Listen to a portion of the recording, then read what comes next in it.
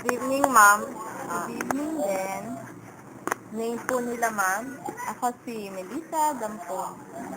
Year po ng kung kailan po kayo graduate? I graduated year 2011. Ayan. Ma'am, ngayon po may trabaho po kayo?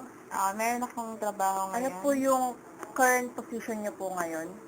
Ako ay office staff sa Pasig City Hall. Bali po, may nauna pa po kayong job bukod po sa trabaho nyo ngayon? Yung naging first job ko is cashier sa SM Supermarket. Okay.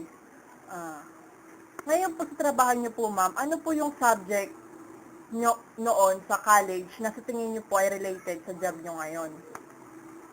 Siguro yung subject namin is yung office procedure, yung step kung paano namin i-deliver yung pagsasalita sa office, pati rin yung mga dahil susuotin namin sa office, mga okay po.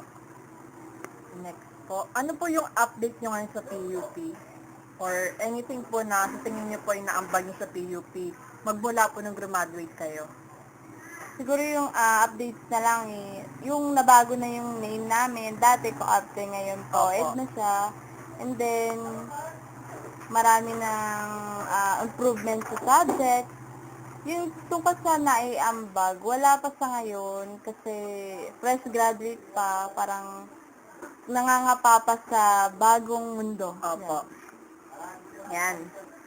Last question na lang po, ma'am, or any suggestion po ngayon sa course po na meron po ang PUP ngayon for co-ed po or for BBTE students po?